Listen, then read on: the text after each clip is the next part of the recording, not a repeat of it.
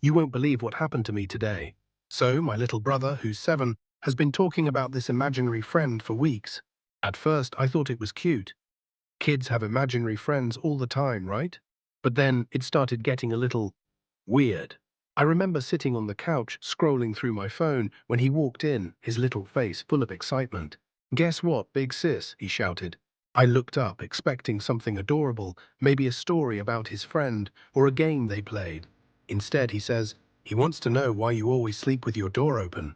I froze. My door open? Why would his imaginary friend care about that? But there was something in his voice, a seriousness that sent a shiver down my spine. I laughed it off at first, thinking he was just being silly. "Oh, maybe he wants to come in and play," I teased. But my brother just stared at me, his big blue eyes wide and unblinking. That's when I started to think about it. Why do I sleep with my door open? I mean, I guess I like having the light from the hallway come in. But there's also that feeling of safety, right? But then I thought, what if it's not just about safety? What if it's about the unknown? A few weeks ago, I had this strange experience. I woke up in the middle of the night, and I swear I heard whispering. I brushed it off, thinking it was just my imagination. But now, with my brother's comment, I couldn't shake the feeling that maybe something was going on here. Curiosity got the better of me. I decided to ask him more about this imaginary friend. "What's his name?" I probed, trying to keep my voice light. "His name is Max," he said, as if it were the most normal thing in the world. "Max says he likes it when you sleep with the door open because he can watch you." Okay, that was a little creepy. I laughed again, but it felt forced this time. "Watch me?" I repeated, trying to lighten the mood. My brother nodded seriously and said, "Yeah, he says he likes to keep you safe." Safe? Or is it something else?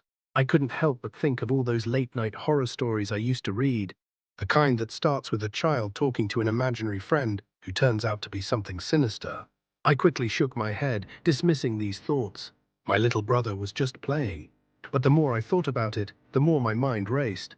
I glanced at his room, filled with toys and drawings, but suddenly it felt different. What if Max wasn't just a figment of his imagination? What if he was something more? You know how kids can sometimes see things we can't. The next night, I decided to test the waters. I closed my door, just for a little while. I mean, it's just a door, right? But as I lay there in the dark, I felt a weight in the room. It was suffocating. I kept thinking about what my brother said. What if Max was out there waiting? Suddenly, I heard a soft knock on my door. My heart raced. I thought it was just my brother, but then I remembered. He was asleep. I sat up, my mind spiraling. The knocking continued, gentle but persistent.